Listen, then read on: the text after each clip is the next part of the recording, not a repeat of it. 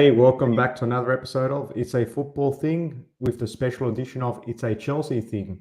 I'm joined by two very special guests for this particular episode. We have my good friend and returning host, Statman Shane, and first-time guest, the great analytical profile you would have seen across Twitter, hopefully, Jazz, aka at Chelsea Database. I'll go to you first, Jazz. How you doing, my man? I'm doing great. I'll say it was a good performance, and I just want to say I think international fans are highly underappreciated because isn't it almost 5 a.m. right now for you? 4:53 officially. Thanks very 4:53. much. Wow. I can never do that. Honestly, I can never do that. I would probably just go to sleep and just watch the highlights. So yeah, I big ups to appreciate it, everyone. mate. Yeah, now welcome aboard. Hopefully, this is one of many appearances. But speaking of many appearances, Shane, we've got a little bit of a building relationship going. You've just had a fresh episode with Alex and Matisse at the byline, a great overs and unders episode, by the way. So congratulations there in constructing that episode. But how are you feeling, Shane? I know we'll go into the nuts and bolts of the performance, but just initial reflections. How do you feel? Is it relief? Is it joy? Talk me through it. Yeah, I think it's got to be relief, especially considering the fact that we haven't taken 3 points from Goodison since that 2017 season. So overall, pleased with the victory, and I'm excited to talk about the match to you guys today. Brilliant, brilliant. So for those that are new to the channel and haven't checked out our content, we generally stream every Tuesday and Thursday with two other co-hosts that represent Manchester United and Arsenal, along with myself from a Chelsea perspective. If you haven't had a chance, feel free to slap a like on the video, subscribe, and just stay alert because we are quite consistent with our production, and I'm just trying to present more of a Blues point of view each week just because there's a lot of appetite for it. But just want to dive straight into it, lads. So we had the starting lineup, and I want to really get your thoughts on it. So I'm just going to share my screen just to add a bit of visual aid here. And let me know now, should be on the screen. But I noticed my initial thoughts on this was it was good to have an experienced defence to really get things going to the season. So Thiago Silva, our new signing Koulibaly, and recent contract extension, Captain Cesar Azpilicueta. Great signing, I think, just from a leadership perspective. It was nice to see a tried and tested Kante and Jorginho pivot, although I have to admit I was expecting to see Kovacic at least at some point, and we'll bring your thoughts in on a moment. And up front, it's good that we're seeing a little bit of this trial experiment of Mount, Havertz and Sterling. And of course, it's great to have Reece James, the real RJ, as I like to say, and Ben Chilwell upon his return. But Jazz, I'll get your thoughts on this lineup. Any surprises, any exclusions you thought, oh, that's a little bit unfair? Yeah, I was surprised that Chile was starting today, because obviously he didn't play a lot during preseason, as a main. So I would have thought. See, the thing is, it's because you don't really know because Alonso's off to Spain, and obviously starting Cucurella would be a bit mad if Tuchel did that. So um, I guess Chilwell would be the only option, maybe Emerson, but obviously I don't want that at all. So, but I was surprised with Chile that he was starting. Also with Kovacic, I thought he would come on as well. I thought he would play or start. Yeah, over. I was probably thinking. Oh, at the start, I was thinking Kovacic and Jorginho. But Kante played well today, so hindsight, it would probably have been Kante and Kovacic probably best.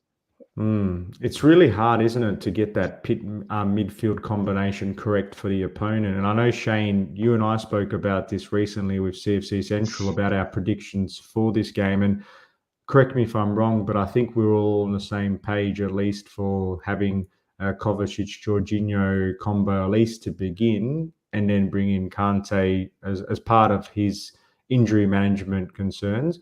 But just your thoughts, Shane, on this lineup, because I also have a couple of added comments I want to make after yourself.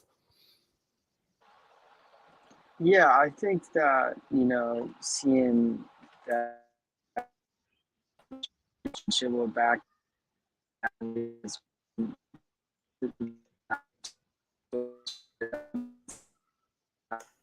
think about it, they're number one and number two fullbacks. So that was nice to see them once again. And yeah, I guess, Kovacic surprised me a little bit. I think, there was some points in the game where midfield, especially the likes of Jorginho, was struggling. And I was figuring that Kovacic might come on for him. It never happened. But defense, like you mentioned, RJ with so much experience. Yeah, and I understand you're getting a bit of static there, Shane. So what I might do is I'll add in some of my added comments. I suppose when I'm looking at this lineup, I mentioned the experience of the back line. I could have also made an argument to have Chalobah starting to help complement Thiago Silva and Koulibaly just from an extra bit of added athleticism and youth. But as it turned out, Azpilicueta had quite a strong performance along with Silva and Koulibaly, and we're going to get onto that when we talk about the actual first half and second half observations. But I also felt, Conor Gallagher, he came on right at the end, as we saw, and he made a couple of little subtle contributions. But I thought, based on his preseason, he was played in a position that he's not all too familiar with. But I think he's someone that might feel a little bit, not aggrieved, but a little bit questionable why he didn't get a little bit more time. But I suppose that's from a starting 11. Let's dive right in, lads, in terms of the actual first half and second half observations, because I have to say, Everton and Frank Lampard, our former Blues icon, he really got his team really prepared for this clash. I noticed that they were really strong from the outset, not in terms of chance creation or anything like that, but they really pressed with a lot of purpose. They were energetic. They were really diving into the challenges and trying to harness the environment around them in Goodison Park, which has traditionally been a bit of a problem area for us. And I really thought that we struggled to get a foothold into the game. I know Havertz had a tame header saved in around the 6th minute. I know that we had a flurry of corners. We became corner FC at one point. And Mason Mount had his shot at the near post saved. We also had Raheem Sterling's goal disallowed, rightfully offside from the parry from Pickford. But apart from that, there weren't too many gilt-edged chances. Now, Jazz, I just wanted to sort of bring in you here about what did you make overall of that first half? Am I being a little bit critical here, or is it just something, it's first game? But yeah, just your thoughts, mate. Yeah, I agree. I think it was like really slow, and it was a bit as it was the usual like side to side, and then get the crossing at the end. Like there wasn't a lot of like penetration in like the middle of the pitch, and that's where I kind of wanted Kovacic to come on or like at least start. And the corner thing as well. When we had like I think we had like 5 corners in like the space of like 10 minutes. It was really weird, and then we couldn't get past like the first man. I think it was like Nathan Holgate. He just kept stat padding all the clearances and aerials won. So it was just I don't understand what we are trying to do. And then yeah, I mean it's the first game. It's the Goodison Park is always going to be buzzing. First game back. Lampard, Chelsea, that whole atmosphere as well. And yeah, he kind of got a bit cagey a bit as well. But yeah. Could I just say as well, while you're reflecting on that, it was really sad to see Ben Godfrey as well sustain that lower leg injury. And I know he's been taken to hospital, and we wish him a speedy recovery. But I have a gripe with how blatantly obvious that outball was. Pickford was clearly at least a metre or so. Surely the officials collectively could have just quickly told Paulson, the ball's out, blow a goal, blow a corner.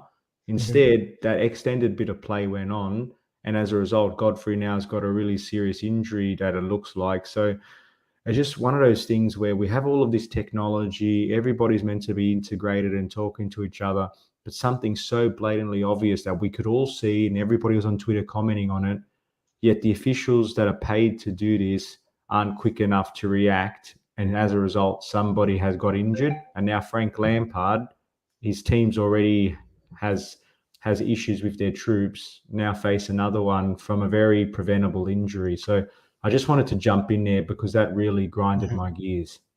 Yeah. But I was going to also, Shane, if you're available, just wanted to bring you in here now. That first half, as I said, there were some moments where we were really high up the pitch. We did create a couple of nice little combinations and triangles, and Raheem the Dream Sterling, who we'll talk in a bit of detail later, was really lively. And as well, Thiago Silva and Koulibaly were really making sure that any transitional risks or any time in which we were exposed, they were nullified. But just your reflections on that first half, mate. Yeah, I think Everton was able to get their fans into the game, especially in those first 10 to 15 minutes, which, riled up the team a bit. And before that Godfrey injury, I mean, they were kind of all over us at a point on the transition. And so it almost, the stoppage of the game kind of helped us recollect our thoughts a little bit, I think.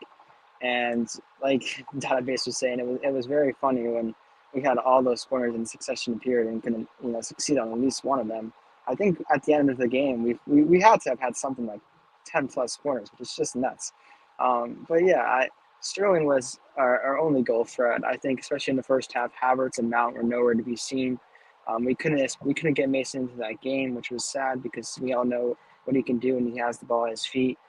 But Raheem Sterling was doing some really amazing tricks and pricks and getting around the defense and drawing fouls, winning duels as well, which is something that you don't really regularly see out of such a small guy with Raheem Sterling, winning duels. But he was doing such. And, the likes of Silva and Koulibaly were making their tackles when most needed. There was a point where Damari Gray was one-on-one with Thiago Silva, and he just kind of snuffed out the pass, which was really impressive. And what a block that was! That was a phenomenal block. And it looked so nonchalant as well. You know what I'm saying? Like he just kind of stuck his leg out and he got the tackle.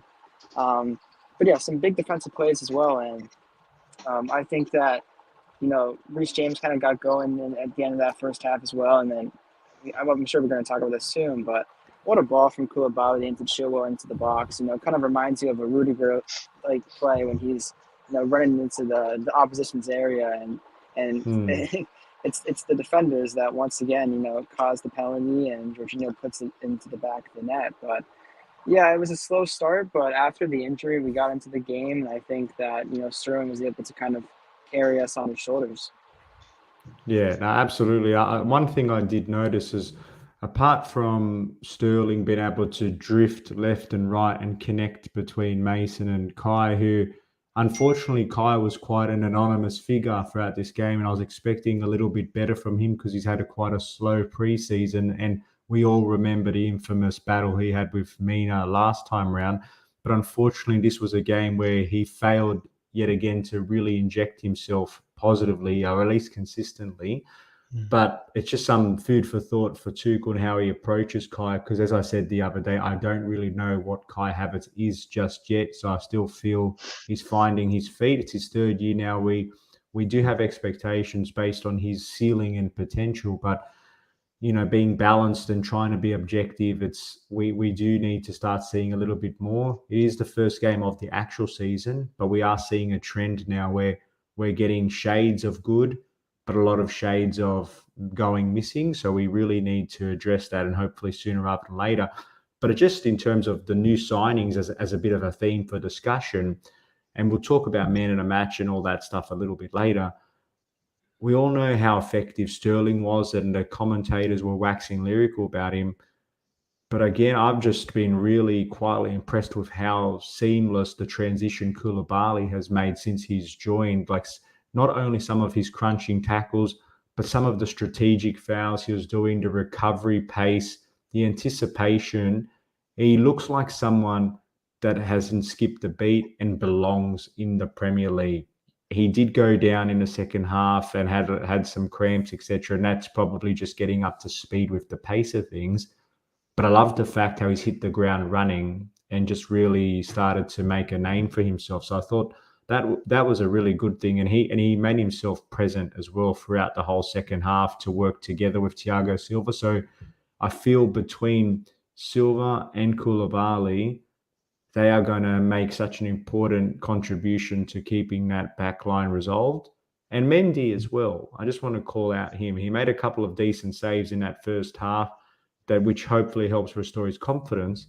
But there were also a couple of little moments where I can still see some hesitancy from him. So I don't think he's fully over his confidence issues, but he did make a couple of crucial saves. So hopefully that does go some way to restoring that bit of confidence for him.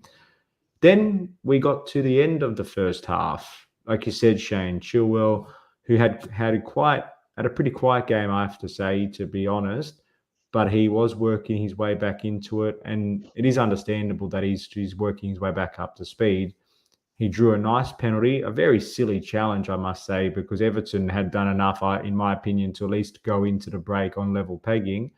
But then Jorginho, which was being exposed to a bit of gamesmanship there, and as you saw, Chelsea admin again with another cracking tweet, placed it calmly into the bottom corner and gave us a really crucial 1-0 lead, as it turned out, because that ended up being the final score.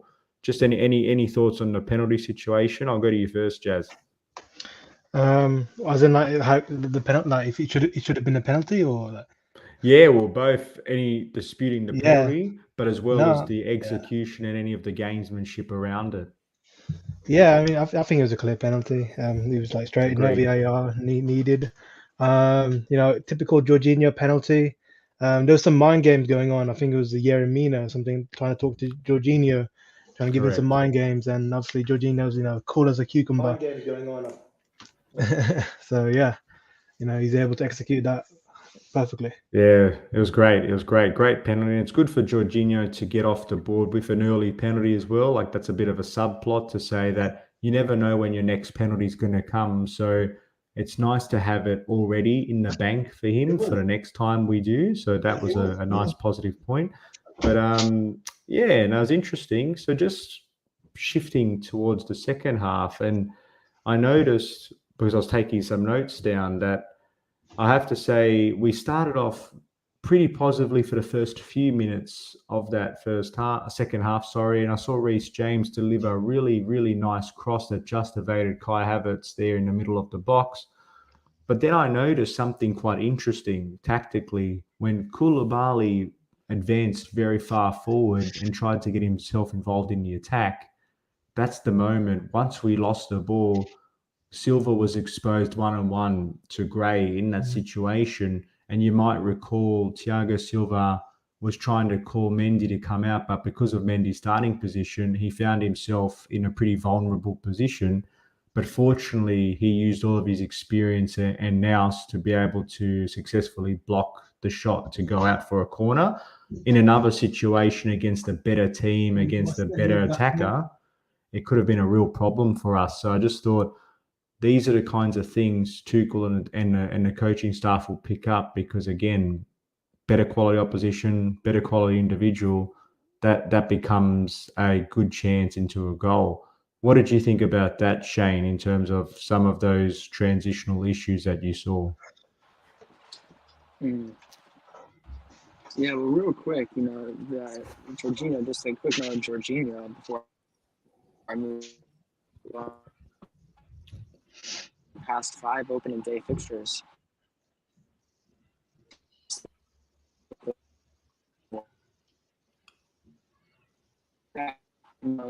Field had some transitions, and I think that you're just dropping out on us, Shane. What I might do is I'll bring you back in. You're just dropping out at the moment. But Jazz, just talk with me the first part of that second half, because I felt Everton, the belief was there. It was really on knife's edge. And for large parts of that second half, particularly the first half of that second half, Chelsea really failed to get themselves back into the mix. And I felt that, it had a couple of balls went the right way, or if Dele Alli taking his chance, all of a sudden this result is hanging in a very delicate balance. So just your reflections on that second half. Yeah, I mean, Lampard probably said something to them, But yeah, it definitely did get cagey in the second half. I know that when we were trying to build up, we were losing the ball in our own half, and then they obviously that resulted in them attacking straight away, and it just got a bit panicky as well at the same time. I thought we just needed to calm down a bit, like just slow the game down, because obviously Everton attacking, it's going to get the fans around the stadium all rolled up, and then get the energy levels again going, get the momentum, and if we can just pass it around the back, because we got the lead anyway. So if we can just pass it around the back, just kill the energy off, and then die off their momentum, we should be able to see out the game and get control back of the game. But it just kept on going like back and forth like a basketball match. Yeah, absolutely. And I note that, in fact, Tuchel probably observed similar plateauing or flatness from the team, and he decided to turn to his bench. And it was around the 65th minute mark. We had two substitutes. So you had Ruben Loftus-Cheek, who's a bit of a question mark in terms of his Blues future. He came on, interestingly, for Mason Mount. And then, of course, Chilwell came off for Christian Pulisic. So just your comments on the substitute decisions by Tuchel himself, but also the impact of those two substitutes. Yeah, so I think when RC came on, Ruben Loftus-Cheek, I think he went to right wing back, and then I think I'm not exactly too sure what happened, but I think it was like Reece James. He went to right centre back, or he went to left wing back. But yeah, that's right. Yeah, wait, which one was it? Was it right centre back, right, Reece James, or did he go left wing back? Well, he played left wing back, I believe, because then because Chilwell came off, he then jumped on the left hand side, and Ruben was on the right hand side. Yeah. So at that time, I think the impact of those, because I think on the left side we were getting a bit too vulnerable. So I think he decided to, put Reece James on there just to try and win the duels, so then we don't get caught out as much. And yeah, and I thought that was quite interesting. And I was also, again, I brought up Kovacic at the beginning. I thought, but given the situation and history you have with Kante, given we know Jorginho is not blessed with natural athleticism, despite being a really important connect the dots kind of player, I was waiting for when Tuchel would actually turn to Kovacic, especially because of the 5 stubs. I felt very confident that he would turn to Matteo at some point. But then even later on, we saw Armando Broja come on for Kai Havertz, which I thought was actually a very positive substitution, and more on that in a moment.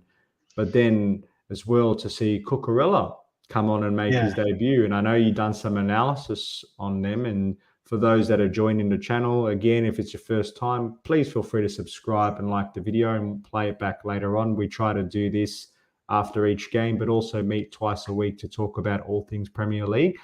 But I know you've done some analysis on Cookerella. I wanted to get your thoughts on Mark's performance, because I thought as soon as he came on, he was able to really control the tempo and nullify the pressure that Gordon was putting on that right-hand side. I felt he was able to navigate. He had some really smart touches to break down the speed of play and to really interact with some of his new teammates. He didn't. The safest thing I can say, or the most pleasing thing I could say, was that he didn't look like a new player. He looked like someone that had an understanding of how things operate. So just your thoughts on Cucurella's debut. Yeah, he was brilliant. I think he moved into like left wing back, and then Reece James went over to right centre back, and then I think it was Aspilicueta left centre back as well. So and he offered quite a bit of like interchanges as well. I saw sometimes Aspie kind of pushed up a bit, and then Cucurella like dropped a bit deeper, and then he's able to like pass the ball. I thought his passing was just immense. I thought it was really good, being able to link up and send balls through. Yeah, and he had that one chance he created, but we didn't unfortunately score. Yeah, beautiful block by Mikalenko, I think it was. That was definitely goal bound, and unfortunately deflected it just wide, but a great piece of link-up play, you're right. So I thought that was good. And what about much discussion about the forward position? We've highlighted, at least from my point of view, Kai Havertz, underwhelming performance. Unfortunately, we know he's talented. We know what he can do and can be clutch, but we're not seeing it consistently. So as a result, that opens up opportunities for other attackers that, if they're willing to take it, can make it their own. So Armando Broja came on. I thought during his cameo, he was on there for it ended up being about 20, 25 minutes because of the very extended stoppage time. But I actually thought, and I had no expectations for him because he hasn't had a real go, but I thought he was really positive. I thought his cameo was good. His first contribution, he charged down Pickford, went out for a throw in, but he was already aggressive from the outset. He used his physicality nicely against Tarkowski. He linked up well with Cookerella and Sterling in a few exchanges. And I thought he was really lively. He even drew that foul on the edge of the box, or just 5 meters out from the box from Tarkowski in injury time.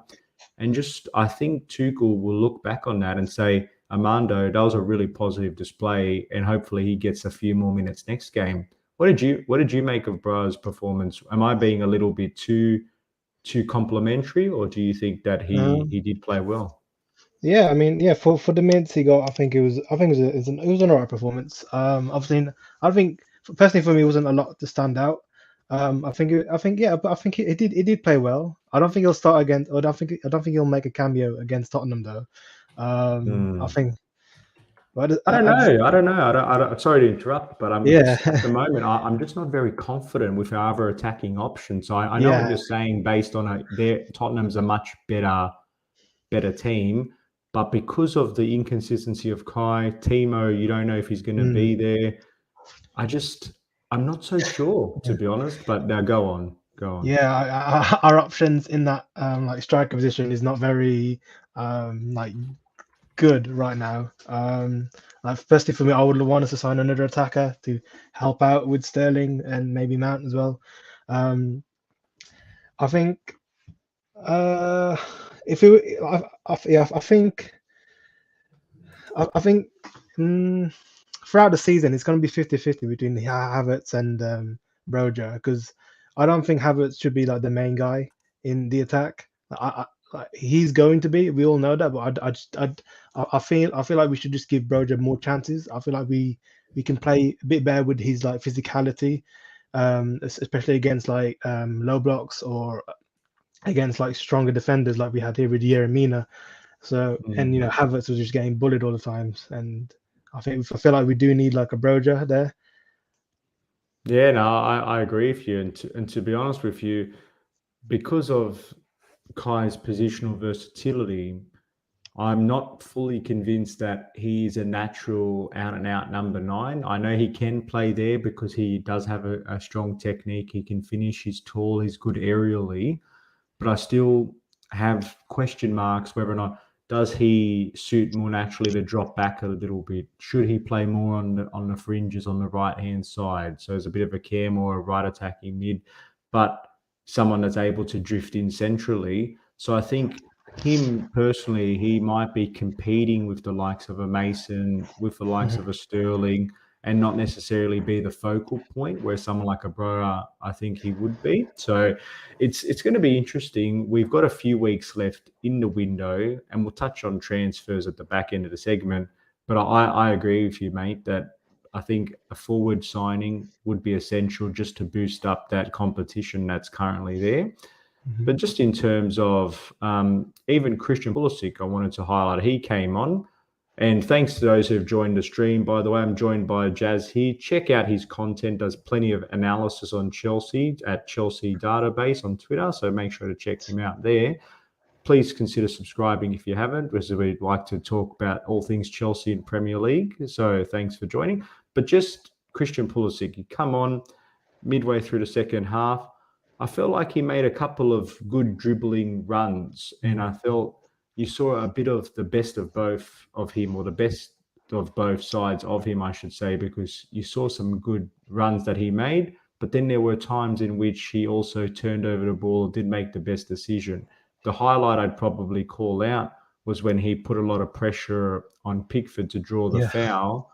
And I thought that's great, because someone that's been question marked about his attitude and his application, it was great to see that for this particular cameo, he looked like someone that had his head in the game. So just any thoughts on Captain America's performance? Yeah, I thought it was I thought it was all right. Yeah, he definitely showed energy when he came on, and pressing Everton. He did some decent link ups. He was all right when he had the ball to dribble. Obviously, decision making is obviously one of his flaws. Hopefully, Sterling can help out with that. But he's definitely showing his desire to stay and to compete for his position, and not definitely just learn under Sterling, because he's obviously. I still have faith in Pulisic. I know there's like quite a few people in the fan base that are probably just giving up on him now, but I still have faith in him. I feel like there's some potential in him still there left for us to see, and he just needs to just be consistent, really. Yeah, I hear you. And I just wanted to get your thoughts in terms of, so we know Chelsea won 1-0, nicely converted penalty by Jorginho, had a really strong chance, particularly in the back end of the second half, with Raheem Sterling's shot that got deflected wide, and a couple of other chances that passed after the fact. But just wanted to get your reflections on who are your standout performers and who are the players in which you're looking for most improvement for the next game. Definitely, I think I'll give my man of the match to Kalidou Koulibaly. I thought he was just phenomenal at the back. He was kind of like it's kind of like a John, like when he made that block, he was kind of like a John Terry kind of type. He got in that position It and was then brilliant. yeah, So he's brilliant. brilliant. Yeah, his reading of the game is amazing, and he's got the pace to go with it as well. I think Thiago Silva actually got the man of the match for the game, but for me it would be Kalidou Koulibaly. In terms of players that I would like to see an improvement for the next game in Tottenham, I think Havertz mainly, because he's obviously going to be the starting guy up front. Yeah. So if we need to, I mean, the only goal that we scored today was a penalty. So nothing from open plays, and if we're going to go against Tottenham, and our attack is lifeless again, it's not going to look good. Because we do need to win that fixture. So yeah, definitely Kai Havertz. Yeah, no, I totally agree with all those sentiments. And again, thanks to those who've joined. We're just talking now about the standout players from this match, as well as those that we really want to see some market improvement for the Spurs game. Just in terms of those that stood out to me, I've got to say that the three were definitely Thiago Silva. Some of those challenges, particularly the one that highlighted by Shane earlier, who joined us, that one where he stuck his foot out, where it was a 2v1 situation. Fantastic. That was a crucial block in the context of that half. But just his calmness, the anticipation, even in the second half where they were about to kickstart a transition, and you see him storming out of nowhere to get his foot in and really disrupt things. But like you said, I had between Silva, Koulibaly, and Raheem Sterling, and I actually put a tweet up earlier saying one of the key takeaways I had in that first half was just how effective our new signings have been. So Koulibaly, like I said, he has slotted into the Premier League or into Chelsea like a hand in a glove. And I just love his physicality. I loved his intelligence to know when to draw a foul, when to be physical, when to hold back a little bit. It's first game in the Premier League, so we don't want to overstate it. But based on his preseason form and what he's done today in a hostile environment against a very energetic and hungry team, I felt like this was a really good initiation into life in the Premier League. But also Raheem Sterling, and I'm very careful when I say this, but I felt like some of the fouls he was drawing, some of the way in which he got the ball facing back to goal, turned and dribbled his way out of trouble, it felt very Hazard-esque at times. We've struggled to really have someone that can help take that ball, draw attention, and either draw a foul or dribble into space and open it up for somebody else. So I thought he was a really, really strong performer, and you can just tell how much of an upgrade he is in our attack. So I think long may his great contributions continue. But in terms of the players, like you highlighted, that I really want to see some improvement from, definitely Kai Havertz. I want to see improvement mainly in terms of I want to see him be more involved. I want to see a little bit more consistency from him to positively affect the player, not just be a drifter or a bystander. But I've got to call a spade here. I felt both Ben Chilwell and Reece James at times were a bit anonymous. Ben Chilwell, a bit more understandable because of his recovery process. But Reece James, I felt he was quite busy. He tried to get himself involved a lot, but his deliveries weren't at his high standard as they normally would be. He had a lot of crosses that were blocked at a near post or they just didn't hit the person. He had a couple, but just not enough to his high quality. And unfortunately, people like one of my favourites, of course, Mason Mount, who has failed to really inject himself positively enough into the clash. But I think that's more of a function of the team not being able to get him involved as much. So I'm hoping if those players there can elevate their performances for the next game, it'll go a long way against Spurs because, as you saw earlier, they had a really comprehensive 4-1 victory. And it's a little bit concerning, I've got to say. So just your initial thoughts on that game against Tottenham. Yeah, I mean, we are at home at Stamford Bridge, and our record against Tottenham at Stamford Bridge is all right. So I'm confident in the fact that I feel like we can get something done, as well as the fans are back again, so it should be energetic as well in the stadium. But yeah, Tottenham do look good. I guess those runs up and down the pitch really worked out for him in pre-season. Yeah, they So, haven't fallen over yet. They're still running. Yeah, I mean they're a serious threat. But I think our defense should be fine against them. We got world-class defenders. It's just our attack is just not probably the best compared to everyone else in the top four. So I think it might end up as a draw, worst case scenario. I just I don't wanted to think we'll get your lose. thoughts on that, actually, because you touched on a point that I was going to ask around tactically speaking. You're a tactics person, and I love my data analysis like the next person. Just from a Tuchel point of view, when he looks back on this match, no doubt he will have the red pen and say, I liked this part about the match. I like the fact that we controlled possession. I like the fact that we were sitting in the right places. But I still have concerns about the speed of our combinations in that final third and the decisiveness of our play. What do you think he does for Tottenham, knowing that Conte's got his team pretty well prepared now? They've had a really big win that's going to give them a lot of confidence. Does he, if you're Tuchel, do you think he goes, all right, we'll shake the cobwebs off that match against Everton. We got the 3 points. That's all that matters. Do we stick with the process of this current setup, or knowing the profile of the players that we have, particularly the likes of a Gallagher, particularly the likes of a Ziyech, particularly you've got players like Kovacic who were fresh now and haven't been used, does he look to shake things up tactically and personnel-wise, or does he give this crop a chance to redeem themselves and say, go out there and make a real fist of it? I think there might be a tactical change because I think last season, if you remember, he played a 4-2-2 against them in Yes, I the do. in the Carabao Cup, and I think that won the game as well in January. 4-2-2, and that worked really well against them. So we might end up seeing something like that. So maybe there might be a little bit of change of personnel. We might see who could we see? Well, we definitely have the stars like. I think Koulibaly will start. I think Sterling will start. Matt will start. Reece James will start. But I think in terms of the midfield, I think we might see Kovacic just for that a little extra like drive in the middle and some creativity.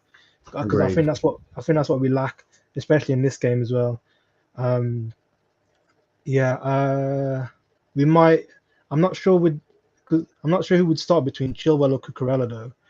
If we go with a 4, if we stay with like the back 5, I think it'll be both of them, and then I think Koulibaly will go on the right with Silva in the middle. But if it's a back 4, I think it might just be Cucurella, Koulibaly, Silva, and Reece James. Yeah, it's interesting because I was thinking players, and we can maybe talk a little bit about prospective lineups, but there's players I'm thinking about like Trevor Chalobah. I thought he had a pretty reasonable preseason. He's obviously building off Mhm. the last campaign. He offers that athleticism, the height advantage, his calmness on the ball. He did have some shaky moments. It wasn't all plain sales for him, but I felt like he showed some strong character. And again, based on the latest games we have seen him, I felt like he's had some reasonably good performances. I wonder, does he look to be a little bit more rotational with his aging defender profile? But the Cucurella versus Chilwell debate is actually quite intriguing because, as we said, Cucurella came on, really, really strong debut, really strong cameo, and could have got an assist straight away.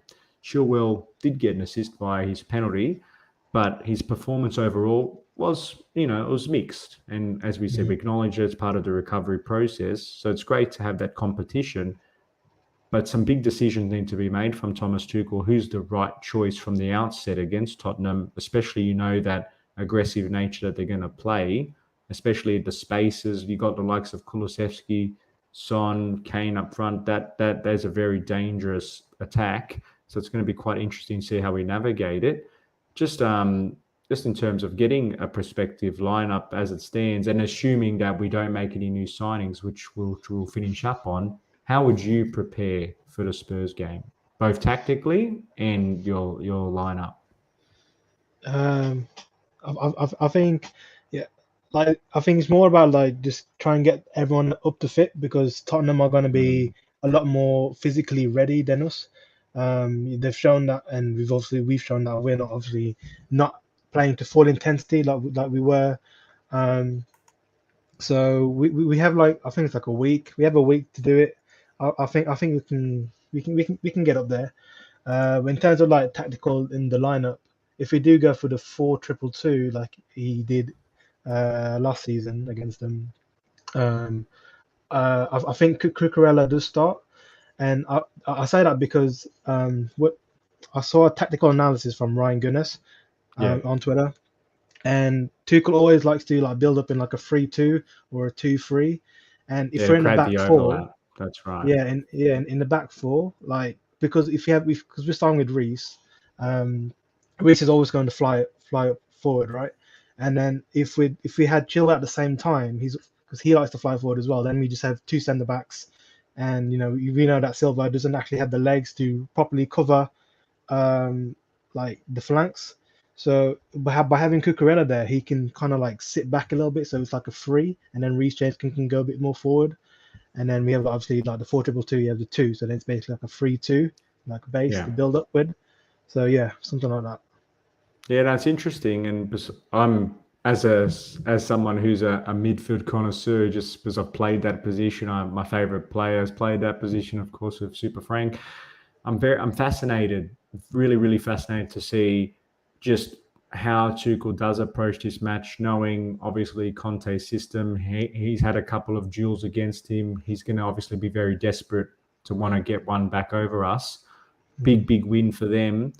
We had a bit of a disjointed performance at times, but ultimately showed some resolve, which I think is important to be able to at least have a shutout to go into this game.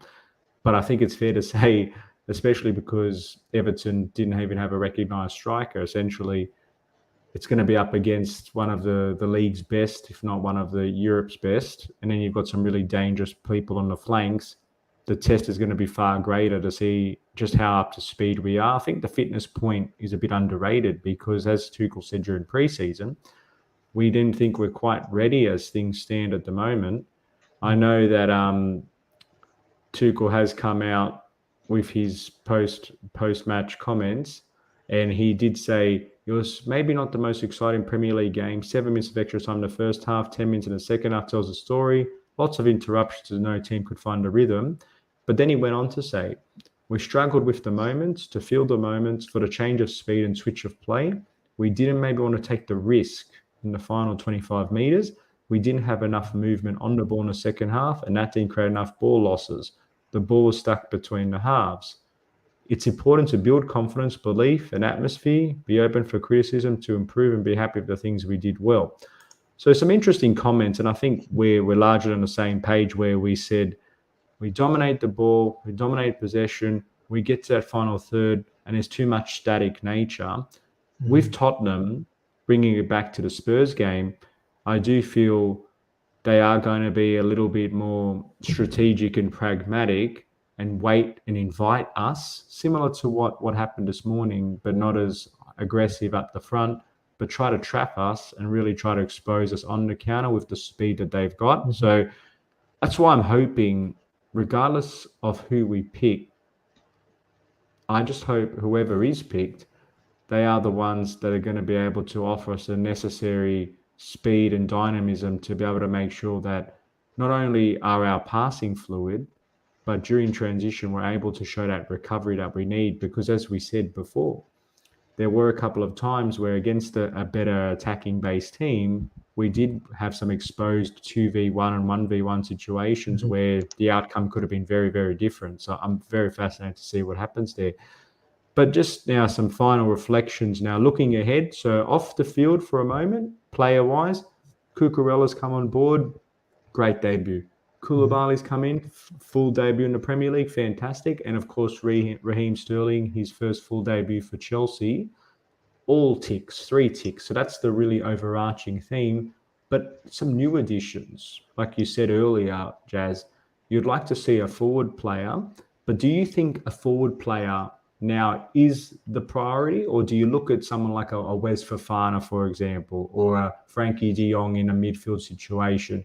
What do you think are the priority signings for the remainder of this window, and who would you ideally like to sign? I still think we do need a defender, just because we don't actually have a cover for like Silva, and he's 38.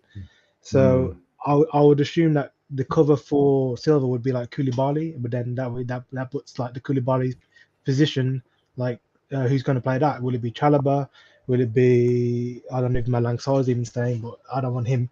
I think apparently he's out or not confirmed yet. I'm not in the know, but apparently talks have progressed somewhat and they are expecting him to depart this month. Yeah, and also like Ethan Ampadu, I don't think he was given a squad number, so maybe he's not even part of the team this coming season. So I feel like another centre back is probably priority, and then I would go into.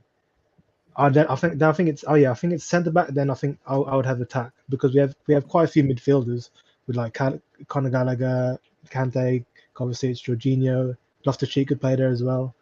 Still got Billy Gilmore as well.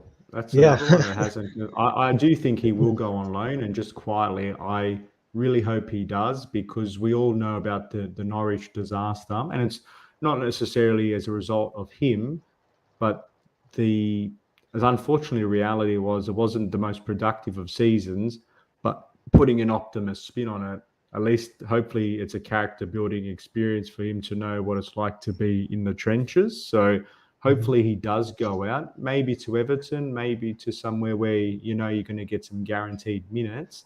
Yeah. But I just think with the volume of midfielders we've got at the moment, I just think it's best for his long-term development, and Chelsea's as well. If they can get him firing like a Conor Gallagher at Palace last season, it could be a bit of a diamond in the rough. But in terms of your priority, you mentioned CB first, a forward position, and then your midfield profile. But any sort of forwards in particular that you think, what, that actually looks like a shrewd signing?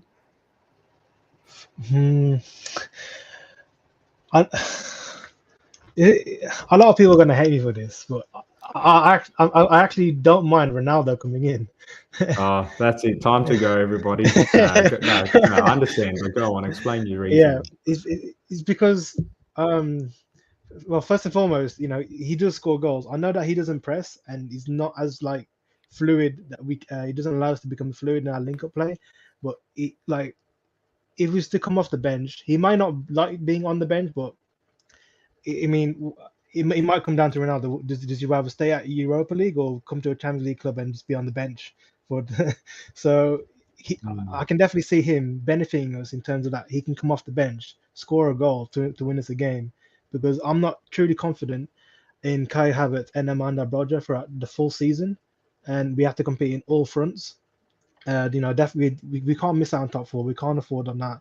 And as well as with like Ronaldo, he helps players like Amanda Broja and Kai Havertz in training. Teaching them like how like the movement within the box, how to finish. There's probably no one else better to learn how to score a goal than Cristiano Ronaldo.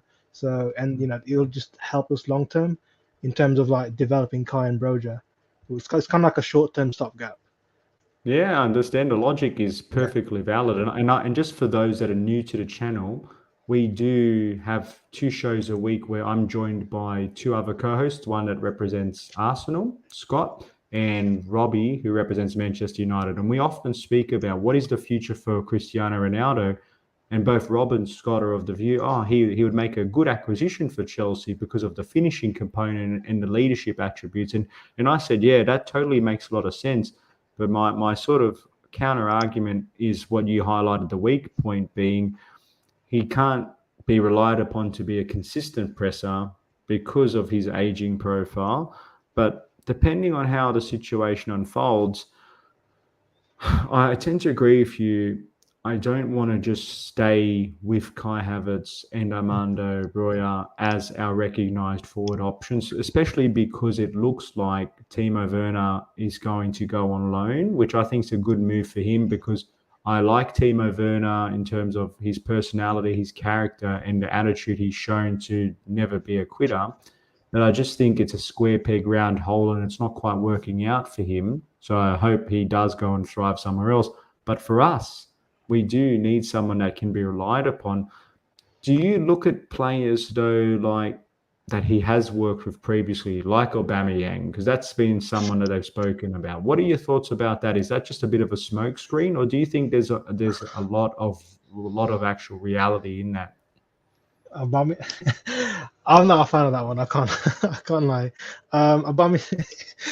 Like when I first heard that, I didn't believe it first because he also has a tattoo somewhere. I think it's his arm or leg like, of Arsenal. So if he was to come to Chelsea, it'd be weird. Um, Hmm. Also, he would most likely get a pay cut compared to his Barcelona wages. I don't personally see him coming. In terms of like him fitting into the team, I can kind of see it. He has scored. He still actually scores goals. If you look at his time when he went to Barcelona, he did score. I think it was 11 goals in like 17 games, which is not bad. Not a bad turnout. Um, I'm still not too sure about him either because I feel like he's quite similar to Cristiano Ronaldo, where he's like kind of like gone in his legs. Like he doesn't have that pace anymore. He might not also have the same energy levels like when he was at Arsenal. Um, but he obviously has the experience of being playing underneath Tuchel, so he could probably understand his system and quickly hit the ground running, as well as having been prem proven already. But I'm just curious with his like his age. Yeah. It's a good point you make, but I think there's a situation now where the times are getting desperate for us for the last few weeks. Personally speaking, I think if we can secure that extra CB spot now, because Colwill has gone to Brighton, which I think it's a Mhm. great move, by the way. I think the club has done a really, really great job to not only bring a high quality caliber player in Cookerella, but to have a young prospect who didn't really get much of an opportunity during preseason due to a combination of injury as well as trying to assess other players. But going into a progressive club under a good manager under Potter, I think that's going to really benefit his career development. But as a result, if he goes great guns like Conor Gallagher did at Palace, that's ultimately going to benefit Chelsea. So fingers crossed, Levi Colwill has an absolutely phenomenal Yeah. season and comes back to us ready made. But just in terms of being able to get someone in, there has been obviously very heavy speculation of Wesley Fofana from Leicester. Mhm. There's been quotes coming in about 70 million rejected from Ben Jacobs. Mhm. Now they're readying a bit of 80, 85 million now to test the resolve of Brendan Rodgers. To me personally, I think that's a lot of Yeah. money. I understand he's a very young player. I understand he's a very, very strong player. He's tall, he's physical, he's fast. Mhm. He knows life in the Premier League, but he's also had injuries which have disrupted his rhythm. It's a lot of money to invest in a player that we don't have full confidence is the long-term option. Like, he hasn't had enough history to suggest that he's the right man to invest that amount of money in. Ultimately, it's not our money, and the decision needs to be made on, you weigh up the risk of, does he have recurring injury issues? Is his ceiling as high as what we believe it to be? And because of his age, are you likely to recover that money over time, and you can amortize it based on the length of the contract? So it's not that binary as it's a one-off 80 million plus hit. But the question then I have is, if you spend that money on him, how else could that have money been allocated on other players potentially? So just your thoughts on the Fofana links and the price that's been quoted for him. Yeah, I mean, I'm a big fan of Fofana. I think he's a quality player for his age. My only problem is this just screamed like a panic buy, because Fofana was never on the initial list. You know, we had Delit, we had Gvardiol, Koundé, Ake was even ahead of him. So Skriniar as well, I believe. Yeah. So this is kind of just like just let's see who else is on the market. Let's just get him. Like, screw it. But yeah, the price is crazy. I mean, he did sign a contract extension in March, and so that pushes his contract all the way to 2027. So, you know, Leicester don't actually have to sell him. They could just say, well, you're contracted to 2027. You don't have to. You're not going anywhere. So, I mean, that's kind of where the price comes from. You know, that contract, and he's young as well. But I think my biggest problem is that he has this injury problem. I was looking at his injury record, and he has a lot of problem with his knee. Like, he has quite a few knee injuries when I was looking at these injury records, and obviously the most recent one, the long one, that's also a problem as well, because we don't know how he's going to perform after that. I would much rather wait for us to wait. Can he do it again for another season? Because he's only had one good Premier League season. Anyone can have one good Premier League season, right?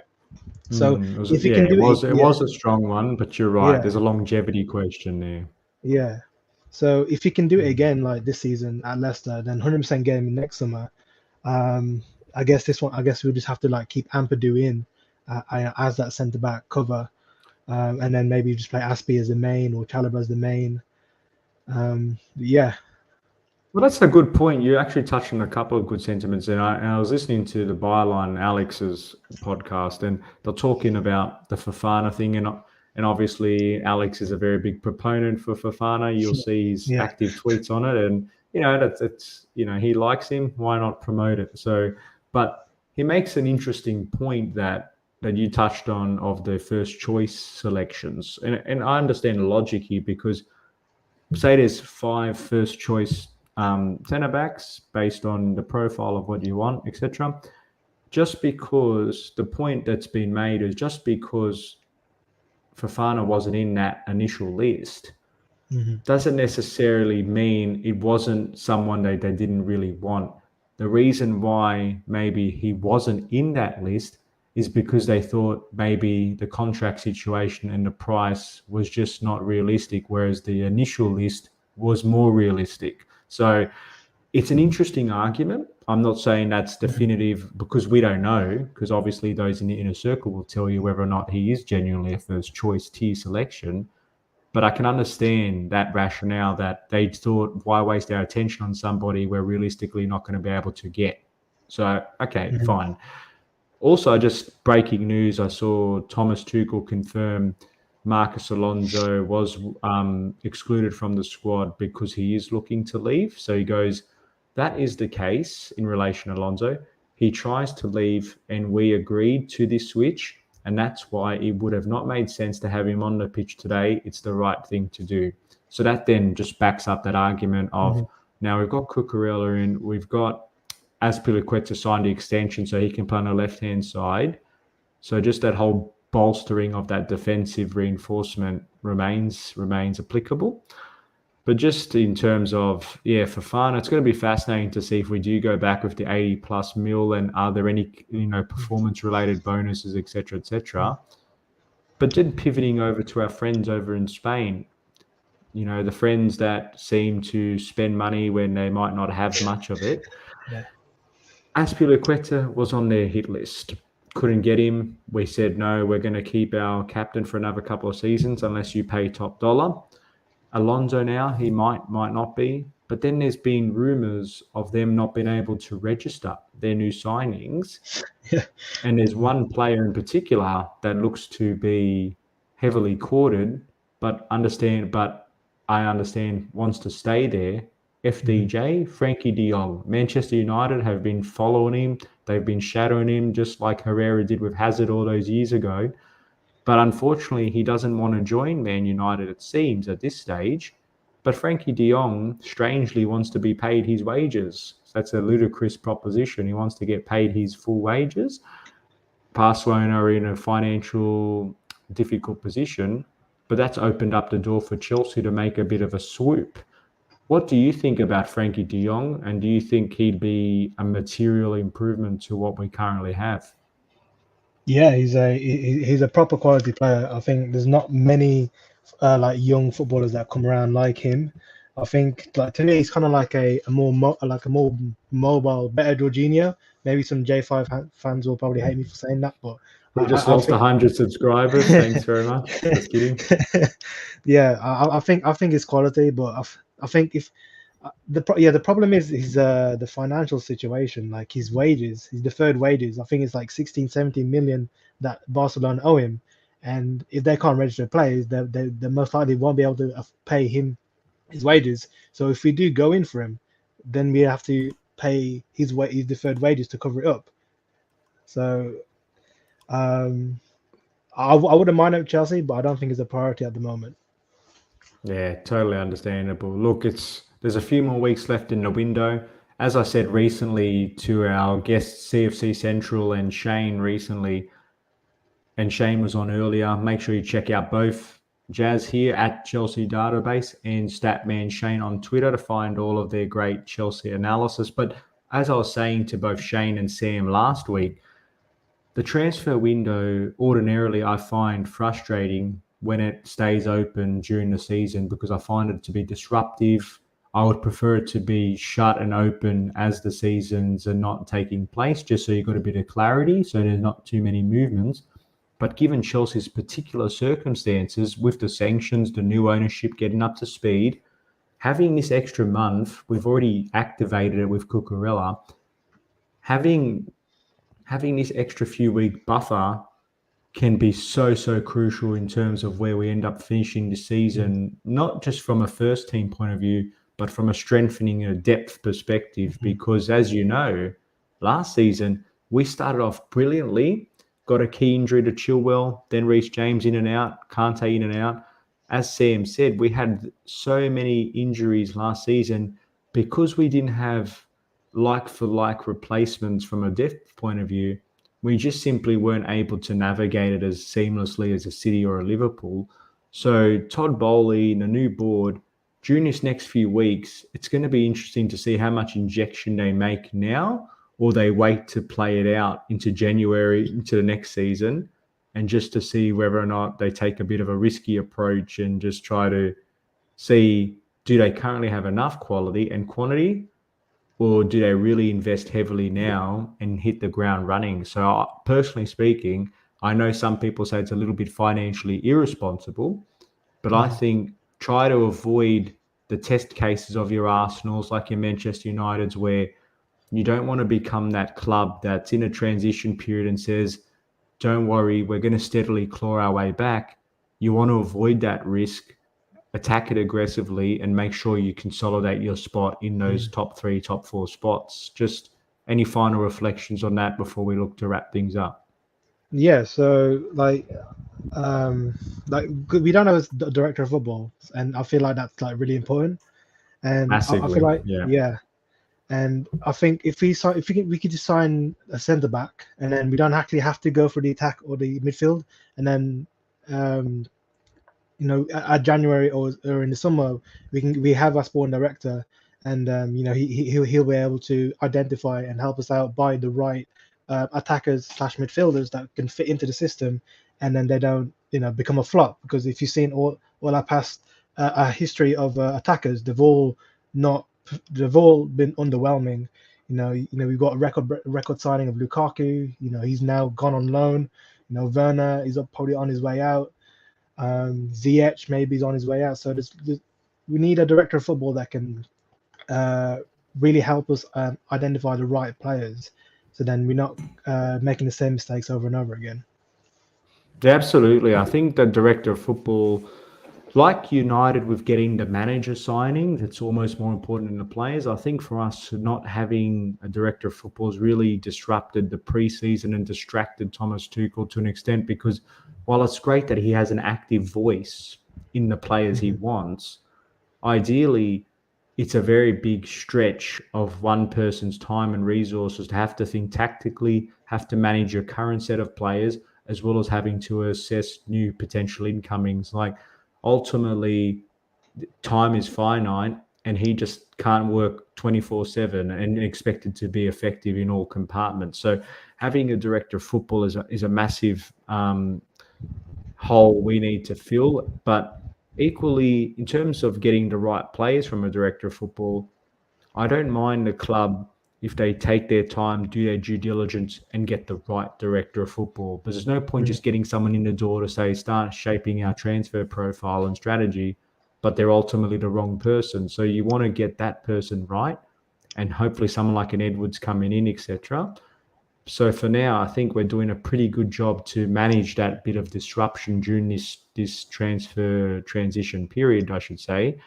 But it's going to be quite interesting to know in the short term how we navigate between now to the rest of the transfer window, and based on the squad we have at that point in time, just how consistent our performances are, and whether or not we then have to go back in January with some increased buys. I'm actually hoping we can try to leverage some of those loan products a bit more often, like your Connors, like your Ethan Ampadu, who I thought he would have been an ideal candidate where we're trying to look money to spend in certain positions because of his versatility. But ultimately, time will tell. But I just want to say thanks to those who have joined the stream for this conversation. We've gone through in detail the first and second half for the Everton match, the lineup considerations, the impact of the substitutes, our key standout players, as well as those we want to see some improvement from. But we also did a little bit of a mini preview of the Tottenham game. But what I failed to get from you at this point in time, Jazz, and thanks for joining us, is what is your prediction in terms of the score for the Tottenham game? I think it might be. I'm gonna be a bit more positive. I'll say 2-1 that we win. I don't think we can keep a clean sheet against Kane and Son and Kulusevski, despite our world-class defense. But I'm hoping that we can win. Hopefully. I love it. I love the positivity. We'll lock you in for a 2-1. Any you're going to be brave enough to suggest any goal scorers from our front? Yeah, Jorginho penalty and and I'll say Raheem Sterling. Yeah, Sterling. I think Sterling quite could score. I like that. I will go, and I know I have to do my predictions as part of our regular show on Thursday, but as in this point in time, I will lock in a 2-1 win to Chelsea as well, and my scorers will be Raheem the Dream and Mason Mount as well. But I just want to say thanks, Jazz, for your debut appearance. This will be the first of many because you're fantastic, and I hope you feel welcomed and want to come back on. But just want to say thanks very much, mate. I know we disrupted your evening, but hopefully now it's 6 a.m. Sydney time. I'm still buzzing. I'm running on a couple hours sleep. But just thanks to those who've also joined us. Hopefully you follow at Chelsea Database for his great insights and analysis. But also, if you wouldn't mind slapping a like on the video, subscribing, hit the notification bell and share with your friends, because we're looking to grow our community here. I have my regular conversations with our two Manchester United and Arsenal correspondents, but also I'd like to do these kind of Chelsea-specific shows, the reason why you're here. But until then, thanks very much and have a great day. Thank you, guys.